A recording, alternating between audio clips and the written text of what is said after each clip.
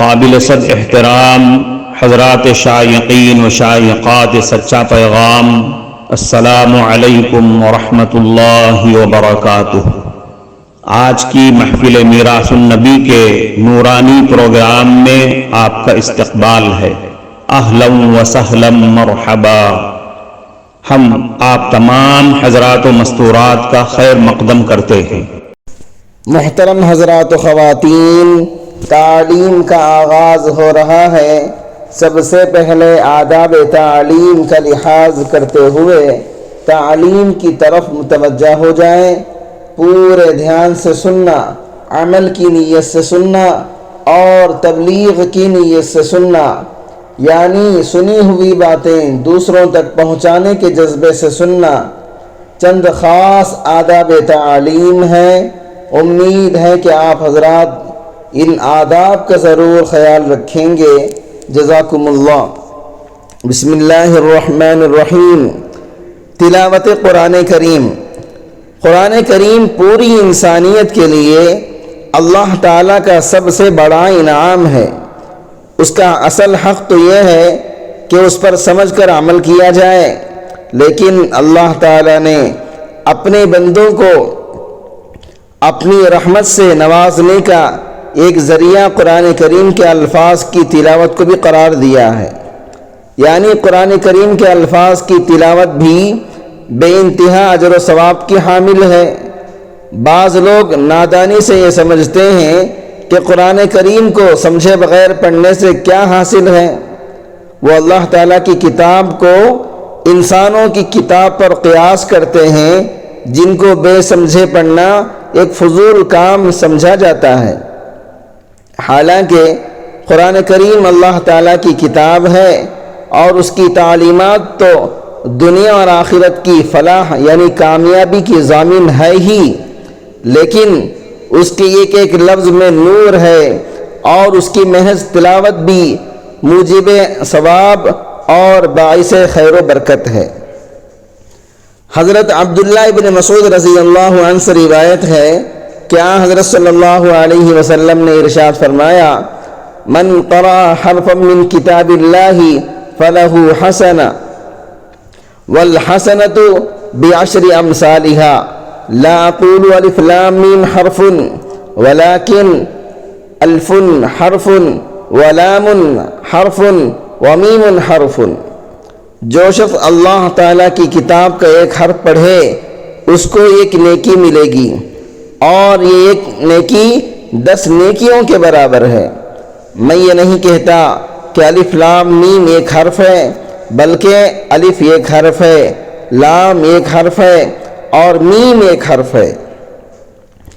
اس حدیث سے معلوم ہوا کہ اگر کوئی آدمی صرف الف لام میم تلاوت کرے تو صرف اتنی تلاوت سے بھی اس کے نامہ اعمال میں 30 نیکیوں کا اضافہ ہو جاتا ہے۔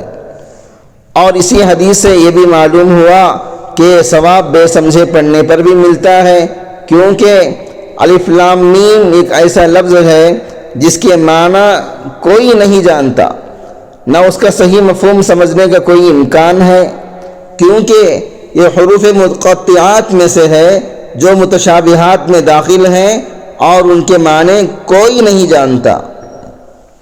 حضرت صلی اللہ علیہ وسلم نے ان حروف کی مثال دے کر یہ بھی واضح فرما دیا کہ تلاوت قرآن کا یہ ثواب معنی سمجھنے پر موقوف نہیں ہے، بلکہ بے سمجھے تلاوت کرنے پر بھی یہ ثواب حاصل ہو جاتا ہے۔ غرض جب صرف الف لام میم پڑھنے پر 30 نیکیاں حاصل ہوئیں تو قرآن کریم کا ایک رکوع یا ایک سورت پڑھنے سے کتنا اجر و ثواب حاصل ہوگا۔ اسی لیے ہر مسلمان کو چاہیے کہ ہر روز صبح کو دوسرے کاموں میں مشغول ہونے سے پہلے قرآن کریم کی کچھ نہ کچھ تلاوت کا معمول بنا لیا جائے۔ اگر زیادہ نہ پڑھ سکے تو پاؤں پارا، اور اگر اتنا بھی ممکن نہ ہو تو کم از کم ایک رکوع ہی پڑھ لیا کرے، تو ہر روز اس کے نامہ اعمال میں سینکڑوں نیکیوں کا اضافہ ہوتا رہے گا۔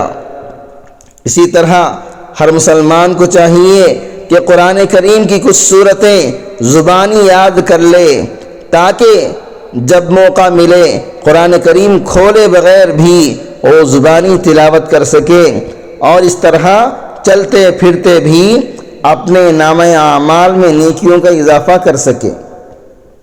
حضرت ابن عباس رضی اللہ عنہما روایت کرتے ہیں کہ حضرت صلی اللہ علیہ وسلم نے ارشاد فرمایا، جس شخص کے جوف میں یعنی حافظے میں قرآن کا کچھ حصہ نہ ہو وہ ایک ویران گھر کی طرح ہے۔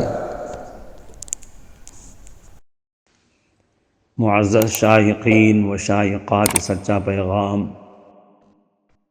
آپ کو اندازہ لگ گیا ہوگا کہ یہ مضمون کتنا اہم ہے اور کس قدر فائدہ مند ہے۔ کم سے کم درجے میں سوشل میڈیا کے ذریعے سے بھی ہم اس کو زیادہ سے زیادہ شیئر کریں گے تو دعوت کے فریضے کی کوششوں میں ہم بھی اپنا کچھ حصہ ڈالنے والے بن سکتے ہیں۔